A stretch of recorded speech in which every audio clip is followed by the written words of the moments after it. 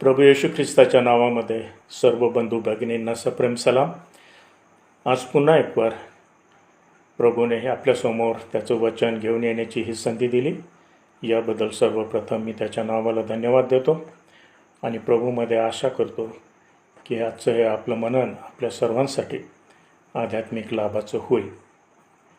आज आपल्यासमोर एक ऐतिहासिक घटना घेऊन मी येत आहे आणि या घटनेच्या आधारावर आपल्याला काही आध्यात्मिक धडे शिकण्यासाठी मदत होईल असं मला वाटतं.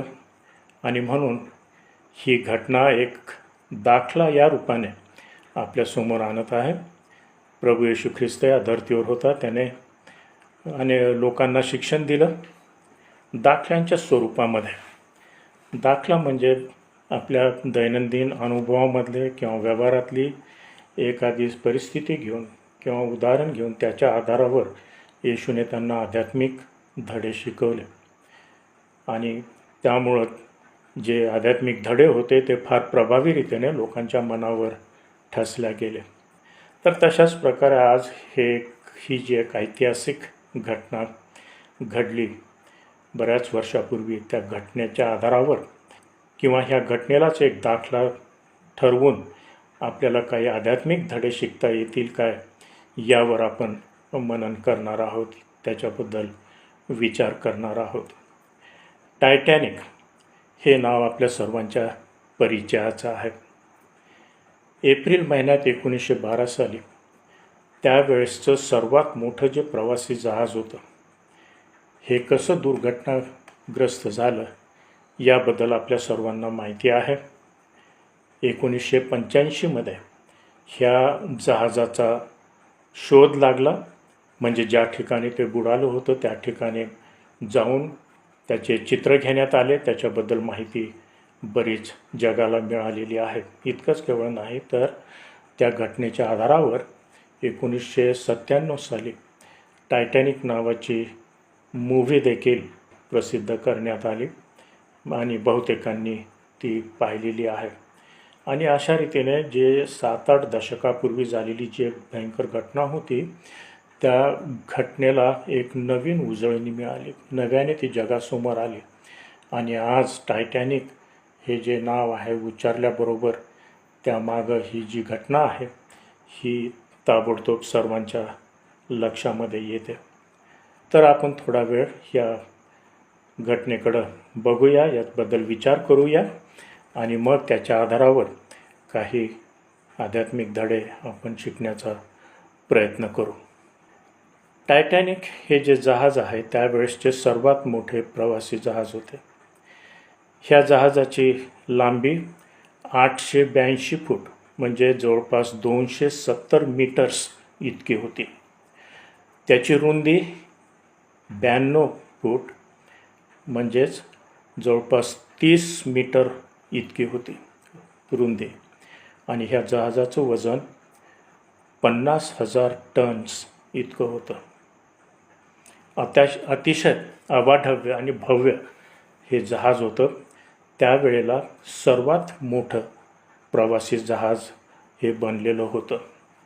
या जहाजाबद्दलची काही माहिती आपण लक्षामध्ये घेऊ, म्हणजे ह्या घटनेचा भारदस्तपणा देखील आपल्याला जाणवत राहील. हे समजल्यानंतर ह्या जहाजाला पुढे ढकलण्यासाठी ज्याला प्रोपेलर्स म्हणतात, त्याच्या मागच्या बाजूला पाण्यामध्ये ते फार फिरतात, पंख्यासारखे दिसतात, तुमच्या लक्षात येईल. तर त्या ठिकाणी 3 मोठाले प्रोपेलर्स होते. जे 2 होते 2 बाजूला, त्या प्रोपेलर्सचं वजन 38 टन प्रत्येकी इतकं होतं. 38 टन. आणि जो प्रोपेलर मध्यभागी होता हा मुख्य असतो तो ह्या 2 प्रोपेलर्सच्या मध्ये होता. अशा रीतीने ह्या 3 प्रोपेलर्सच्या आधारावर हे जहाज पाण्यातून पुढे फार वेगाने जाऊ शकत होतं. ह्या जहाजावर तुम्ही जर चित्र पाहिलं असेल तर त्या जहाजावर जे 4 धुराडे दिसतात त्याला इंग्रजीमध्ये फनल्स म्हणतात. तर हे 4 धुराडे जे होते प्रत्येक धुराडं 60 टन वजनाचं होतं. आणि हे इतके मोठे होते की ते असं सांगतात की रेल्वेचे 2 इंजिन ह्यामधून सहज जाऊ येऊ शकत होते. एकामागं एक नाही, परंतु एका बाजूला एक असे करून इतकं मोठं त्यांचं तोंड होतं, इतके मोठे हे दुराढे होते. आणि ह्या जहाजाला इंधन देण्यासाठी त्यांच्याजवळ त्या जहाजामध्ये 6,000 टन कोळसा होता. 6,000 टन कोळसा त्यांच्या साठ्यामध्ये होता. आणि त्याच्या आधारावर त्यांचे तळघरामध्ये 29 बॉयलर्स होते त्या इंजिनांना फिरवण्यासाठी. 29 बॉयलर्स त्या ठिकाणी होते. आणि त्यावेळेस सर्वात जास्त वेगाने जाणारं हे जहाज होतं. त्यांच्या भाषेमध्ये ते 24 नॉट्स 24 नॉट्स म्हणजे आजच्या भाषेमध्ये आपल्याला म्हणता येईल की 45 किलोमीटर प्रति घंटा वेग होता. इतकं मोठं भयानक हे जे जहाज आहे 45 किलोमीटर प्रति घंटा ह्या वेगाने समुद्रामधून जाऊ शकत होतं. आता हे जहाज जे होतं हे अतिशय आलिशान अशा प्रकारचं होतं. उत्तमातले उत्तम मटेरियल व अतिशय कारागिरीने आतून सुशोभित केलेलं हे जहाज. आतील सजावट आणि सौंदर्य मनुष्याला थक्क करून टाकणारे होते. त्याचं डिझाईन, आतमधल्या सुखसोयी याला त्यावेळेसच्या जगामध्ये तोड नव्हती. आणि ह्या जहाजाला नाव देण्यात आलं होतं टायटॅनिक. तर हे टायटॅनिक हा जो शब्द आहे हा प्राचीन ग्रीक संस्कृतीतून आलेला आहे. ग्रीक लोकांची जी सूर्य देवता होती टायटन, आकाराने अतिशय मोठी आणि सामर्थ्यवान, अतिशय थोर असं त्यांची धारणा होती ह्या देवतेबद्दल. आणि म्हणून त्यांनी हे टायटॅनिक हे नाव दिलं ह्या जहाजाला की हे अशा प्रकारचं अतिशय आकारमानाने आणि सामर्थ्याने आणि सर्व प्रकारच्या मनुष्याच्या चतुराईने परिपूर्ण अशा रीतीने ते घडवलेलं होतं. हे जे जहाज आहे ह्याची बांधणी करायला सुरुवात झाली 31 मार्च 1909ला. आणि ह्या जहाजाची पूर्ण बांधणी करण्यासाठी जवळजवळ 2 वर्ष आणि 2 महिने लागले. 2 वर्ष आणि 2 महिन्यामध्ये टायटॅनिक जहाज बांधून पूर्ण झालं.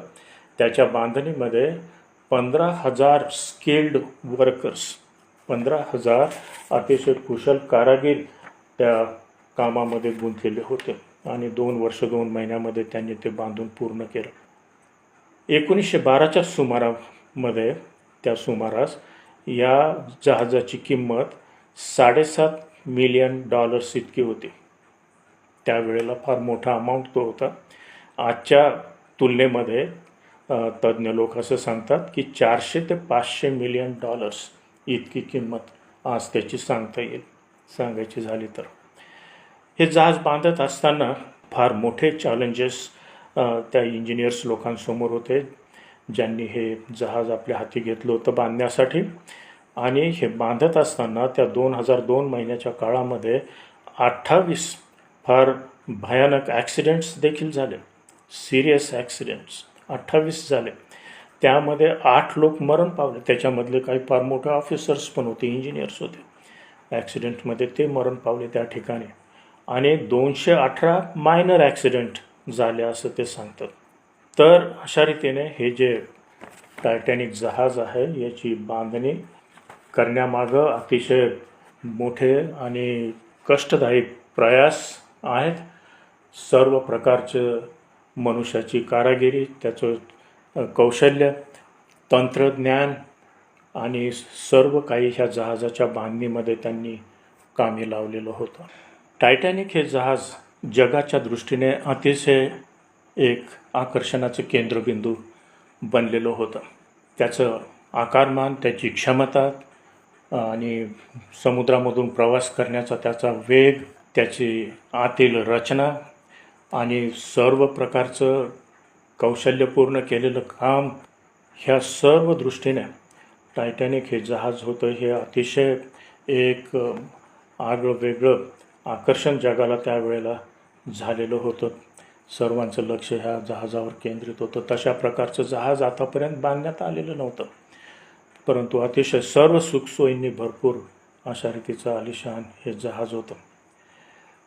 त्याचप्रमाणे जशा रीतीने हे जहाज अतिशय मूल्यवान वास्तू होती त्यावेळेला, तशाच रीतीने बायबल आपल्याला हे सांगतं की मनुष्याचं जीवन जे आहे हे देखील अतिशय मौल्यवान आहे.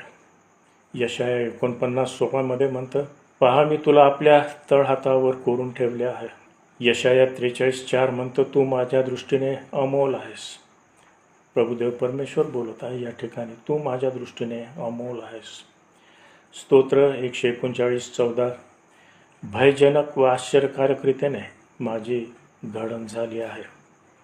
संपूर्ण जे स्तोत्र आहे त्यामध्ये मनुष्य हा किती विशेष आहे. देवाने त्याची दखल घेऊन काळजीपूर्वक रीतीने त्याला घडलेलं आहे हे आपल्याला वाचायला मिळतं त्या ठिकाणी. त्याचप्रमाणे स्तोत्र 8 अशा रीतीने म्हटलेलं आहे, त्याला म्हणजे मनुष्याला गौरव थोरवी यांनी मुकुटमंडित केले आहे. तू त्याला आपल्या हातांच्या कृत्यावरचे प्रभुत्व दिले आहे.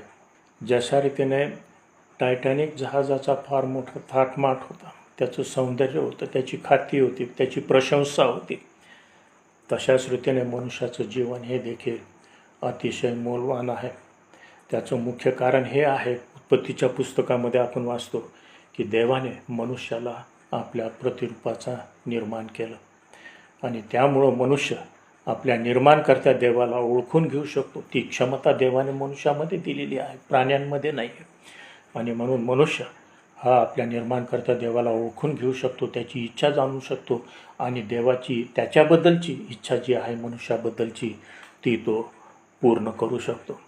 आणि म्हणून जशा रीतीने हे जहाज इतकं सौंदर्यपूर्ण आणि किमती वास्तू होती, तशाच रीतीने प्रत्येक मनुष्य हा देवाच्या दृष्टीने अतिशय मौल्यवान आहे, कारण देवाने त्याला आपल्या प्रतिरूपाचं असं घडलेलं आहे.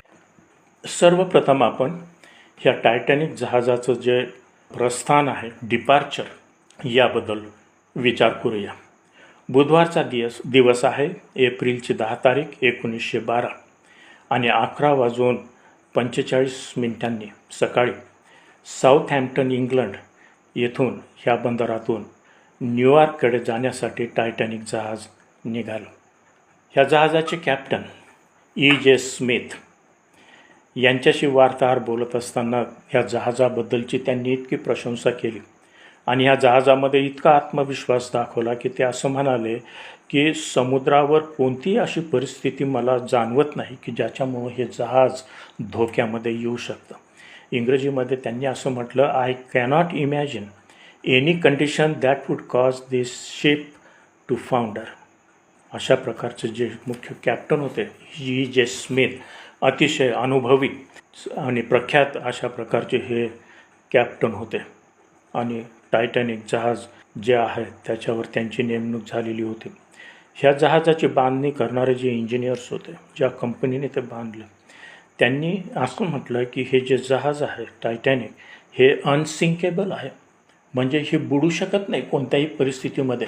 कसंही वादळ आलं, कोणतीही परिस्थिती उत्पन्न झाली समुद्रावर तरी त्याला तोंड देऊ शकेल अशा प्रकारे याची बांधणी झालेली आहे असं ते सांगत होते. आणि सांगताना ते सांगत होते की ह्या जहाजाच्या बांधणीसाठी त्याची जी खालची जमीन आहे, फ्लोअर आहे, ती त्याला ते डबल बॉटम अशा प्रकारची ती बनवलेली होती. आणि इतकंच केवळ नाही तर ह्या जहाजाच्या सर्व भोवती 16 वॉटर टाईट कंपार्टमेंट्स होते. समजा अशी काही परिस्थिती निर्माण झालीच तर हे वॉटर टाईट कंपार्टमेंट जे आहे हे या जहाजाला बुडण्यापासून वाचवू शकते. अशा प्रकारची सर्व जे योजना आहेत त्याने हे जहाज सज्ज झालेलं होतं. आणि मग जे जहाजावर सर्वसामान्य खलाशी होते, काम करणारे होते, ते तर मोठ्या अभिमानाने जे प्रवासी येऊ लागले बसण्यासाठी आतमध्ये प्रवासासाठी, त्यांना तर ते असं सांगू लागले की जो सर्व सामर्थ्यवान देव आहे तो देखील या जहाजाला बुडवू शकत नाही. ते म्हणू लागले, गॉड अल्मायटी कुडंट सिंक दिस शिप. अशा रीतीने फार गर्वाने फुगलेल्या छातीने ते त्याची प्रशंसा करत होते जहाजाची आणि त्या प्रवाशांना आतमध्ये घेत होते. त्यावेळेस जे सर्व प्रवासी आणि जहाजावरचे खलाशी होते. यांना थोडी देखील कल्पना नव्हती की हा टायटॅनिकचा पहिलाच नाही तर शेवटला प्रवास ठरणार आहे. इर्माया 9:23 आणि 24 ही वचनं आपण यावेळेला पाहूया. परमेश्वर म्हणतो, ज्ञानाने आपल्या ज्ञानाचा अभिमान बाळगू नये, बलवानाने आपल्या बलाचा व श्रीमंताने आपल्या श्रीमंतीचा अभिमान बाळगू नये. बाळगावायचा असला तर मी दया करणारा व पृथ्वीवर धर्म व न्याय चालविणारा परमेश्वर आहे याची त्याला जाणीव आहे, ओळख आहे. याविषयी बाळगावा, यात मला संतोष आहे असे परमेश्वर म्हणतो. अशा रीतीने अतिशय उत्साहाने ह्या टायटॅनिकच्या प्रवासाला सुरुवात झालेली आहे. जे सर्व खलाशी आहेत, कॅप्टन आहेत आणि जे सर्व प्रवासी आहेत ते अतिशय प्रभावित झालेले आहेत, अतिशय उत्साही आहेत की ह्या टायटॅनिकमधून ते आता अशा रीतीने जगामध्ये कधी झाला नाही अशा प्रकारचा प्रवास त्यांचा होत आहे. आणि त्या आनंदाच्या भरामध्ये त्यांनी त्या प्रवासाला सुरुवात केलेली आहे. नीतिसूत्र याचा 27वा अध्याय आणि 1 वचन म्हणतं, उद्याची खात्री मानू नको, कारण एका दिवसात काय होईल हे तुला कळत नाही.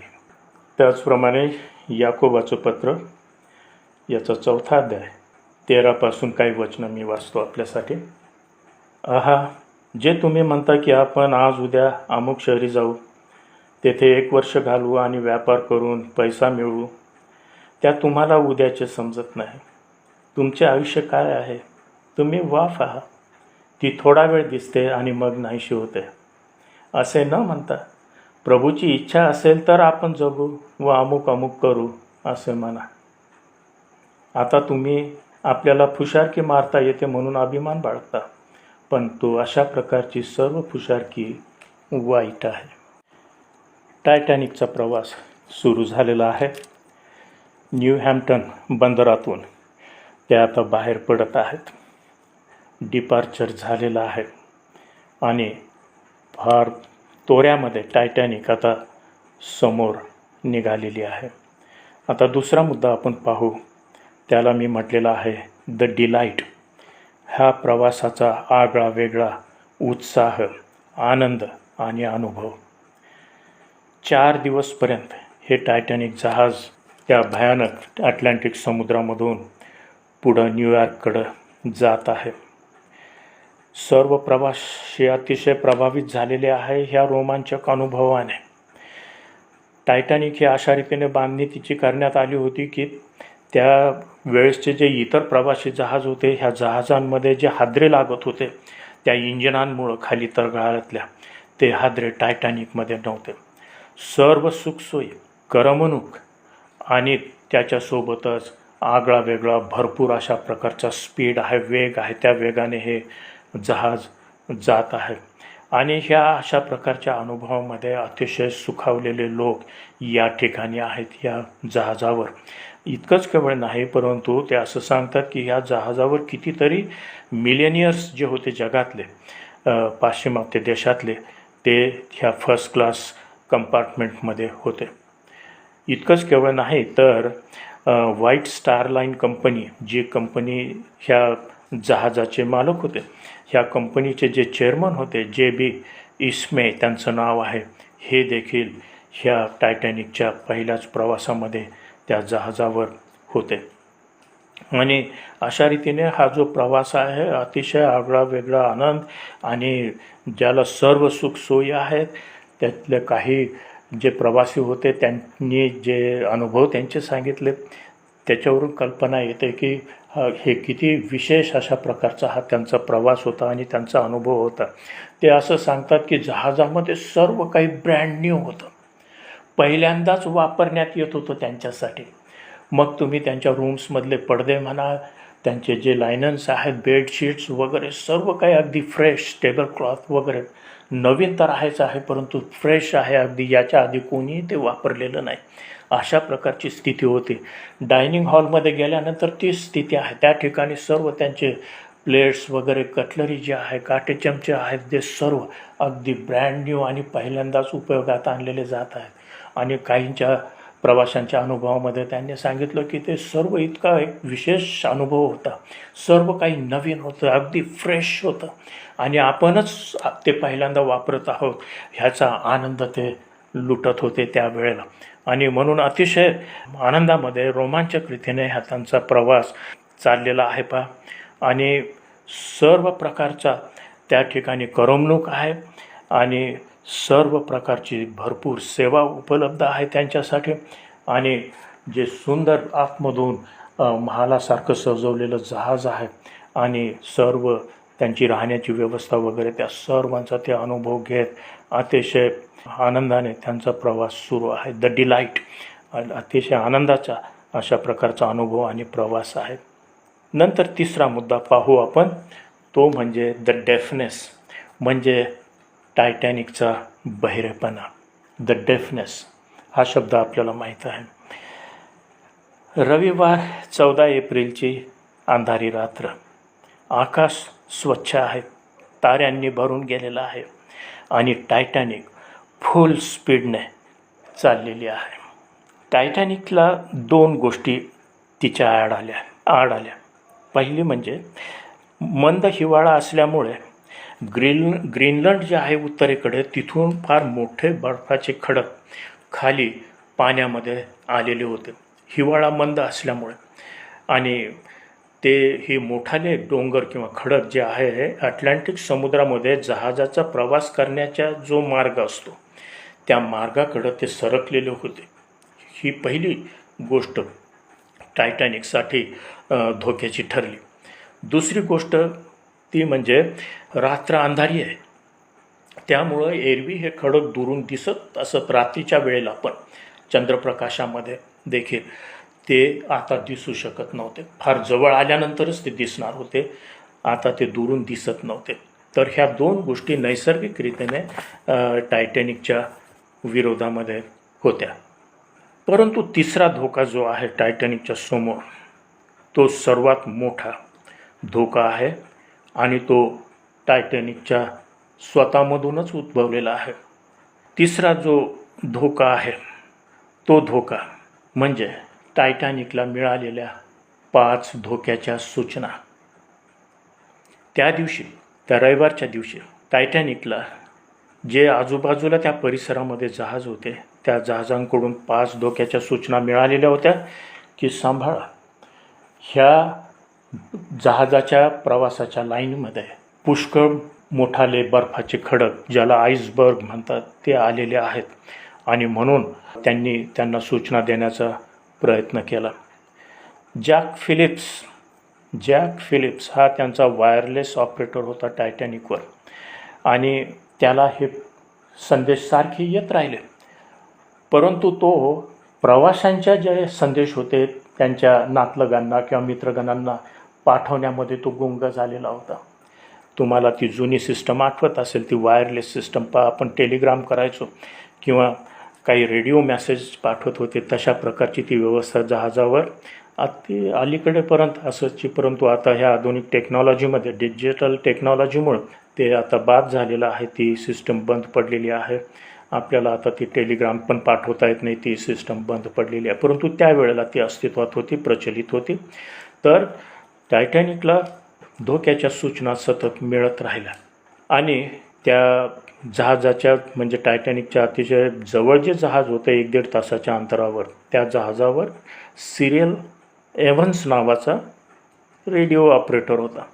त्याने टायटॅनिकला धोक्याची सूचना पाठवण्याचा प्रयत्न केला. परंतु हा जो जॅक फिलिप्स होता टायटॅनिकवर रेडिओ ऑपरेटर किंवा वायरलेस ऑपरेटर होता, ह्याने त्याला चिडून एक उर्मट उत्तर देऊन त्याला शांत केलं आणि त्याला सांगितलं की मी बिझी आहे, आता डिस्टर्ब करू नको, तुझी सूचना मला तू देऊ नको.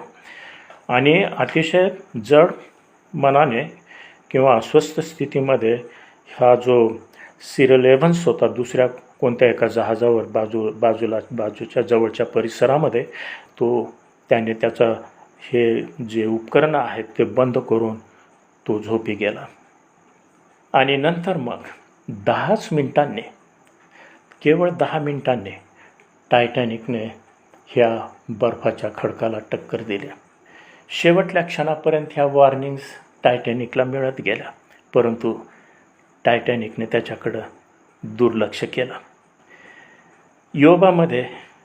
योबाचं पुस्तक 33 अध्याय आणि 14 वचन म्हणतो, देव एका प्रकारे नव्हे तर 2 प्रकारे मनुष्याशी बोलतो, परंतु तो त्याकडे चित्त देत नाही. एहेजकेलाचं पुस्तक 33 अध्याय आणि 31 वचन काय म्हणतं बघा. परमेश्वर एहेजकेलाशी बोलत आहे. परमेश्वर त्याला म्हणतो, ते तुझी वचने ऐकतात पण त्याप्रमाणे चालत नाहीत. हे लोक येऊन बसत होते एहेजकेला समोर, जणू काय वचनाची फार भूक आहे, त्याच्या आधी नाही असा देखावा करत, परंतु परमेश्वर अंतःकरण पारखणारा आहे. परमेश्वराने त्याला सांगितलं, देवाने त्याला सांगितलं, ते तुझी वचने ऐकतात पण त्याप्रमाणे चालत नाहीत.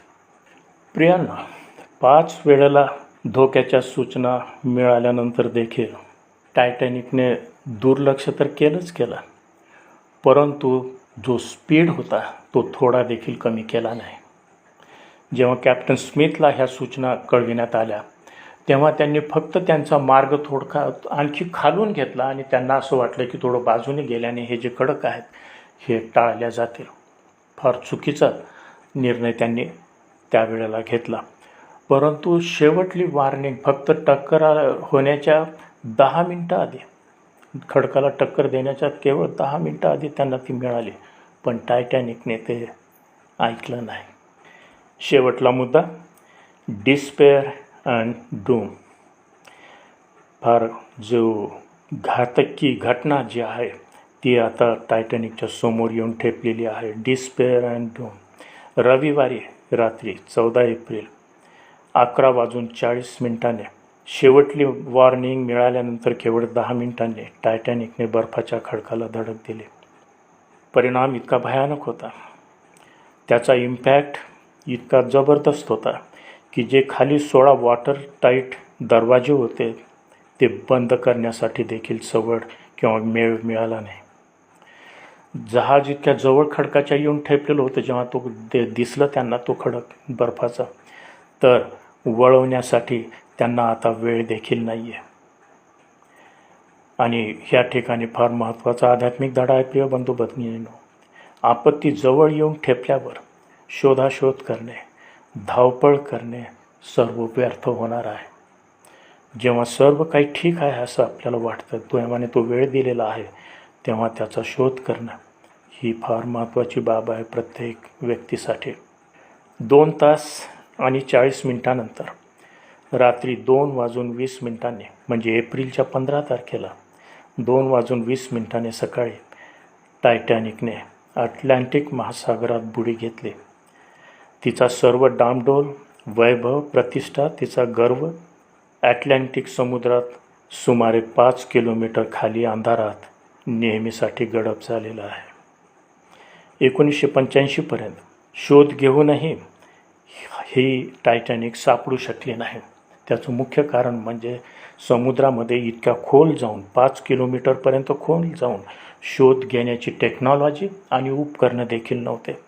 परंतु 1985मध्ये फ्रान्स आणि अमेरिका ह्या 2 देशांनी मिळून एक मोहीम जी हाती घेतली होती, त्यामध्ये ते यशस्वी झाले आणि जवळपास 70पेक्षा अधिक वर्षानंतर पहिल्यांदाच त्यांनी हे जे टायटॅनिक जहाज बुडालेलं होतं त्या खाली जाऊन शोध लावला आणि त्याचे चित्र वगैरे त्यांनी घेतले आणि ते जगासमोर ती जी घटना होती ही नव्याने त्या जगासमोर आली.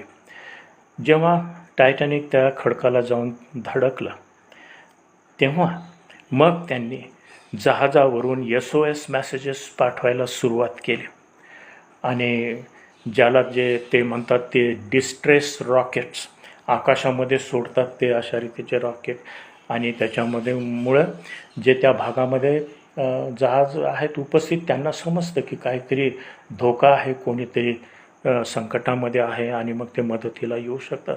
अशा रीतीने हे रात्रीच्या वेळेला ते रॉकेट उडवत राहिले. परंतु त्या भागामध्ये हे आईसबर्ग आणि हे खडक असल्यामुळं त्या परिसरातले जे जहाज होते त्यांनी त्यांचा प्रवास बंद करून ते थांबलेले होते. त्यांचं इक्विपमेंट त्यांनी बंद करून टाकलेलं होतं. जेव्हा ते सिग्नल पाठवत होते, संदेश पाठवत होते, तेव्हा टायटॅनिक ऐकायला तयार नाही. आणि आता ते झोपी गेल्यानंतर हे फार वैतागून फ्रँटिकली त्यांना संदेश पाठवत आहे मदतीसाठी. परंतु कोणी त्या ठिकाणी येऊ शकलं नाही, कारण त्यांना ते संदेश मिळाले नाही.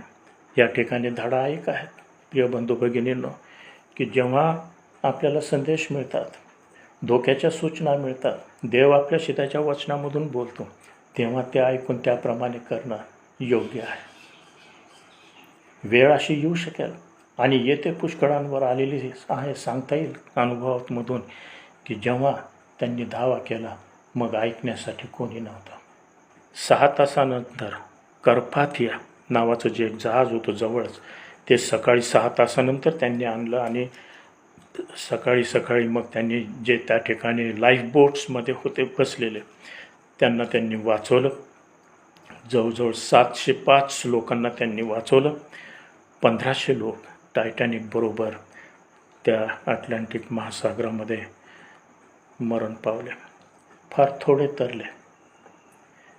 मत्ती 7 आणि 14 प्रभू येशू असं म्हणतो, जीवनाकडे जाण्याचा दरवाजा अरुंद व मार्ग संकुचित आहे आणि ज्यास तो सापडतो ते थोडके आहेत. टायटॅनिकमध्ये सर्वांना वाचवण्यासाठी लाईफ बोट नव्हत्या, त्या पुरेशा नव्हत्या. ते वापरण्याची परिस्थिती त्यांच्यावर गुजरेल असं त्यांना स्वप्नात देखील वाटलं नाही, परंतु तसं झालं. जीवनाकडे जाण्याचा दरवाजा अरुंद आहे, मार्ग संकुचित आहे, फार थोडके वाचवले जातील. फार कमी लाईफ बोट आहे देवाच्या दृष्टीने, आध्यात्मिक रीतीने हा त्याचा अर्थ नाही. देवाची इच्छा आहे सर्वांचं तारण व्हावं आणि त्यांना ह्या भयानक नरकापासून, घटनेपासून बचाव व्हावा, ही देवाची इच्छा आहे. टायटॅनिकवर सर्वांना पुरतील इतक्या लाईफ बोट नव्हत्या, परंतु आध्यात्मिक रीतीने ज्या लाईफ बोट आहेत त्या भरपूर आहेत. वाचायचं ज्याला आहे त्याला. सर्वांचे तारण व्हावे ही देवाची इच्छा आहे. 1 तिमोथी 2:4 आपल्याला वाचायला मिळतं. त्याची म्हणजे देवाची इच्छा आहे की सर्व मनुष्याचे तारण व्हावे व त्यांनी सत्याच्या पूर्ण ज्ञानास पोहोचावे. लोकऋषुवर्तमान 19 आणि 10 परिचित आहे आपल्या सर्वांच्या. मनुष्याचा पुत्र हरवलेले शोधावयास व तारावयास आला आहे. प्रभू येशूने स्वतः ते जाहीर केलेलं आहे. या ठिकाणी आणखी एक वचन आहे, प्रेषितांची कृत्ये याचा 16वा अध्याय आणि 31वे वचन. त्या ठिकाणी संत पाऊल रात्री तुरुंगामध्ये आहे त्याच्या सोबत्याबरोबर. आणि आपल्याला तो प्रसंग माहीत आहे त्या ठिकाणी, की रात्रीच्या वेळेला देवदूताने येऊन ते तुरुंगाचे दरवाजे हलवले आणि सर्वांचे बंधनं सुटले. आणि तो जेलर जो होता तो स्वतःचा जीव घेणार होता, परंतु पावलाने त्याला रोखलं आणि सांगितलं की आम्ही सर्व येथेच आहोत. तो प्रसंग तुम्ही आठवा. आणि मग तो जेलर भीत कापत पावलासमोर आला आणि म्हणाला, महाराज, माझे तारण व्हावे म्हणून मला काय केले पाहिजे? आणि ते म्हणजे प्रेषित संत पाऊल आणि त्याच्या सोबती त्याला म्हणाले, प्रभू येशूवर विश्वास ठेव, म्हणजे तुझे व तुझ्या घराण्याचे तारण होईल. आपल्या उपासना संगीतामध्ये एक गीत आहे, आपण पुष्कळदा ते गातो प्रियांनो. गीत नंबर 301. प्रभू ख्रिस्त माझा गुरु, माझ्या जीवनाचे तारू. प्रभू ख्रिस्त माझी नौका, नसे आश्रितांना धोका. जेव्हा धोक्याच्या सूचना मिळतात देवाच्या वचनातून, तो आपल्याशी बोलतो, तेव्हा त्याच्याकडं वळणं हे सर्वांसाठी योग्य आहे प्रियांनो. उशीर झाल्यानंतर, शेवटली आणीबाणीची परिस्थिती गुदरल्यानंतर मग धावपळ करण्यामध्ये अर्थ नाही. त्यावेळेला ह्या ज्या गोष्टी आहेत ह्याची तडजोड होऊ शकत नाही. 10 कुमारांचा दाखला आठवा. त्या ठिकाणी सर्व काही ह्या तयारीने गेलेल्या होत्या वराला बरोबर आत जाण्यासाठी, पण फक्त 5च जाऊ शकल्या, कारण त्या तयार होत्या. ज्या दुसऱ्या होत्या त्यांची तयारी नसल्यामुळं त्या जाऊ शकल्या नाहीत. टायटॅनिक जे होतं बांधायला 26 महिने लागले, परंतु तिचा प्रवास फक्त 4 दिवसांचाच होता. यावरून आपल्याला एक धडा शिकायला मिळतो या ठिकाणी, की मनुष्याचं जीवन जे आहे हे अतिशय शॉर्ट आहे, अतिशय थोडकं ते आहे. याकोब 4:14 आपण वाचलं आहे. त्या ठिकाणी असं म्हटलेलं आहे, तुमचे आयुष्य काय आहे? तुम्ही वाफ आहात. ती थोडा वेळ दिसते आणि मग ती नाहीशी होते. आपलं जीवन क्षणभंगूर आहे. आणि म्हणून तरण्याचा जो उपाय आहे तो लवकरात लवकर आत्मसात करण्यासाठी आपली धडपड पाहिजे, आपली तयारी पाहिजे. टायटॅनिकवर जो एक सर्वात श्रीमंत मनुष्य होता, जे श्रीमंत लोक होते त्यावेळेला टायटॅनिकवर त्यांच्यामधला सर्वात श्रीमंत मनुष्य, त्याचं नाव जॉन जेकब ॲस्टर. अतिशय श्रीमंत हे फॅमिली असायची त्यावेळेला. आणि हा मनुष्य त्या जहाजावर होता, परंतु त्याची सर्व धनदौलत, सर्व अब्जावधी डॉलर्सचा मालक तो होता. परंतु त्या भयानक घटनेमध्ये, त्या प्रसंगामध्ये त्याच्या काही कामी येऊ शकले नाहीत त्याची धनदौलत. आणि त्या टायटॅनिकबरोबर तो पण त्या ठिकाणी नाश पावलेला आहे. येशूने म्हटलं, मनुष्याने सर्व जग मिळवले आणि आपल्या आत्म्याचा नाश केला तर त्याला काय लाभ. प्रियांनो, मनुष्याने सर्व जग मिळवले. ह्या सर्व जगापेक्षा आणि त्याच्यामधल्या सर्व धनदौलतीपेक्षा मनुष्याचा आत्मा जो आहे हा अधिक मौल्यवान आहे. आणि म्हणून येशूने एकदा शिकवताना सांगितलं की जेव्हा एक पापी पश्चाताप करतो तेव्हा त्याच्याबद्दल स्वर्गामध्ये देवदूत आनंद करतात. ही घटना इतकी महत्त्वाची आहे, ही बाब इतकी महत्त्वाची आहे की मनुष्याचं जेव्हा ह्या ठिकाणी तो पश्चाताप करतो, त्या पश्चातापाच्याच आधारावर देव त्याच्या पापांची क्षमा करू शकतो हे देवदूतांना माहीत आहे. आणि म्हणून त्याने पश्चाताप केला म्हणून ते आनंद करत नाही, परंतु त्या पश्चातापाच्या आधारावर त्याचा उद्धार होणार आहे हे त्यांना माहीत असल्याकारणाने ते स्वर्गामध्ये त्या ठिकाणी आनंद करतात. मनुष्य ह्या ठिकाणी जे काही सर्व कमवतो, जे सर्व काही साठवतो ते त्याच्या कामी येणार नाही शेवटी. आणि म्हणून या ठिकाणी आपल्या सर्वांना इशारा आहे की जेव्हा वेळ आहे, जेव्हा आपले SOS मेसेजेस, हे देवा मज पापायावर तू दया कर, हा संदेश ऐकण्यासाठी, हा मेसेज ऐकण्यासाठी, ही कळकळीची प्रार्थना ऐकण्यासाठी देव आता तयार आहे. तो ती ऐकेल. परंतु जर हे लांबणीवर टाकत गेलो प्रियांनो तर मग वेळ अशी येऊ शकेल की ओरड करू परंतु ऐकणारं कोणी राहणार नाही. ज्या 4 मुद्द्याच्या आधारावर आपण काही विचार मांडले ते मी पुन्हा आपल्यासमोर मांडतो आपल्या लक्षात राहण्यासाठी. पहिला मुद्दा आहे द डिपार्चर, प्रस्थान. कशा रीतीने टायटॅनिक जहाज मोठ्या थाटामाटात आणि वैभवामध्ये आणि मोठ्या गर्वाने भरलेल्या छातीने त्या साऊथहॅम्प्टन सिटीमधून निघालं, द डिपार्चर. नंतर दुसरा मुद्दा होता द डिलाईट, त्या जहाजावर जे सर्व रोमांचक अनुभव होते प्रवासाचा आणि सर्व सुखसोयींचा, त्या आनंदामध्ये हे जहाज निघालेलं आहे. परंतु त्याच्यानंतरचा जो तिसरा मुद्दा आहे तो गंभीर आहे, द डेफनेस, त्यांचा बहिरेपणा आणि जी वास्तविक परिस्थिती होती निर्माण झालेली त्यांच्यासमोर त्याच्याकडं दुर्लक्ष आहे. जे मोठाले बर्फाचे डोंगर आले त्याची दखल त्यांनी घेतलेली नाही, त्या धोक्यांची. रात्र अंधारी आहे, दिसत नाही बरोबर, त्याची पर्वा केलेली नाही, ते जात राहिले. आणि मग त्याच्यानंतर त्यांचा जो बहिरेपणा आहे, डेफनेस, म्हणजे की ज्या धोक्याच्या सूचना आहेत त्या मिळून देखील त्याच्याकडं त्यांनी दुर्लक्ष केलेलं आहे.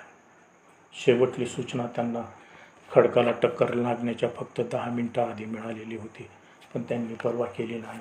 आणि नंतर मग शेवटला मुद्दा पाहिला, डिस्पेअर अँड डोम. आणि कशा रीतीने मग ती आणीबाणीची परिस्थिती त्यांच्यावर गुदरली आणि 1.5-2 तासामध्ये ते जहाज समुद्राच्या अगदी खोल भागामध्ये तळाला जाऊन धडकलेलं आहे. तर प्रियांनो, ह्या संदेशाच्या आधारावर थोडंसं आपण आत्मपरीक्षण करावं अशी माझी आपल्याला नम्र विनंती आहे.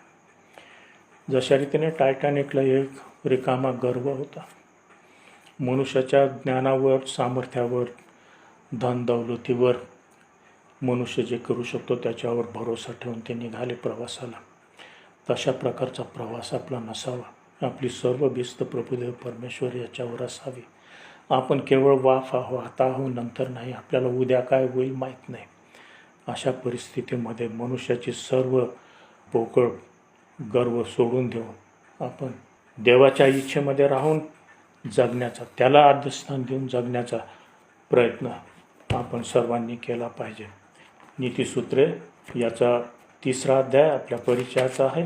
ती वचनं पुन्हा एकवार आपल्या समोर आणावी, वाचावी असं मला वाटतं.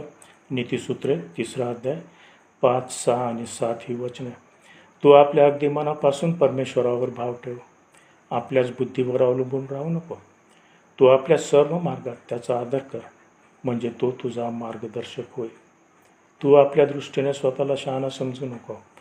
परमेश्वराचे भय धर आणि दुष्कर्मापासून दूर राहा. प्रिय बंधू भगिनींनो, संदेश संपलेला आहे, परंतु ह्या मननामधून जे चॅलेंज आहे ते आपण सोबत आपल्या ठेवूया. आज माझी आध्यात्मिक स्थिती कशी आहे? फक्त वचन ऐकणे आणि स्वस्थ बसणे याला काहीही अर्थ नाही. वॉर्निंग मिळाल्या, धोक्याच्या सूचना मिळाल्या, परंतु त्यावर त्यांनी योग्य ॲक्शन घेतली नाही. आणि तशाच प्रकारे आज मंडळांमध्ये पुष्कळ लोक बंधू भगिनी आहेत. वचनाचं सत्य त्यांना माहीत आहे. वचनातमधून पुष्कळ गोष्टींची आठवण देव वारंवार करून घेतो, परंतु ते त्याची पर्वा करत नाही. जगातल्या गोष्टींमध्ये गुंग आहेत. पैसा, नोकरी, कुटुंब, शिक्षण, ट्रेनिंग, जॉब वगैरे वगैरे गोष्टी ह्या अधिक महत्त्वाचं स्थान घेतात आणि त्याच्यामुळं मुख्य ज्या गोष्टी आहेत त्याच्याकडे दुर्लक्ष राहतं. आपल्या सर्वांना वॉर्निंग मिळालेले आहेत. आज देवाने त्याच्या वचनातून पुन्हा दिलेले आहेत. काय स्थिती आहे आपली आज? अशा प्रकारे ह्या परिस्थितीमध्ये, ह्या अतिशय कठीण दिवसामध्ये प्रियांनो, आपलं आध्यात्मिक जीवन कशा प्रकारचं आहे हे तपासून पाहण्याची अत्यंत गरज आहे. आणि देव तशा प्रकारची कृपा तुम्हाला आणि मला तो देव.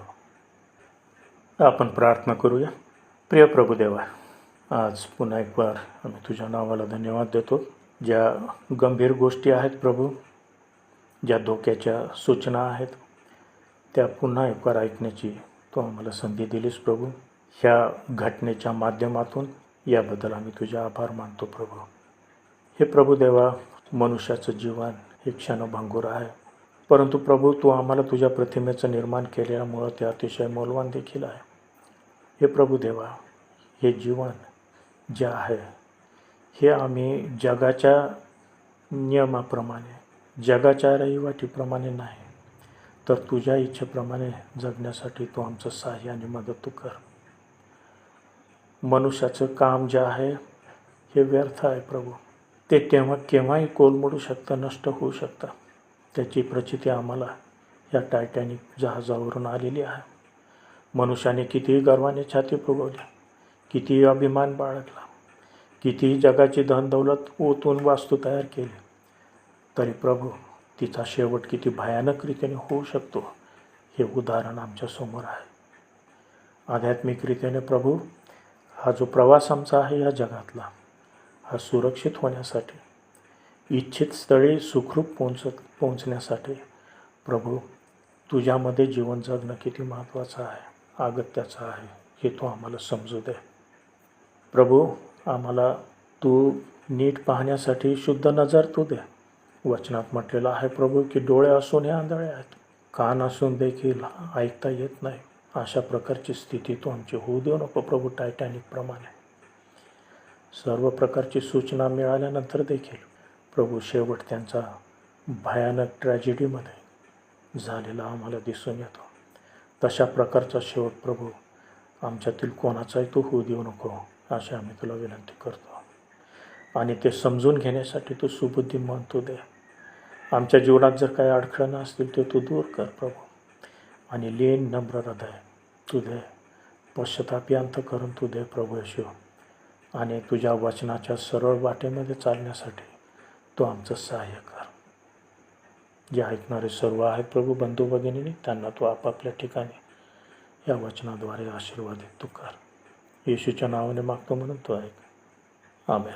आमेन.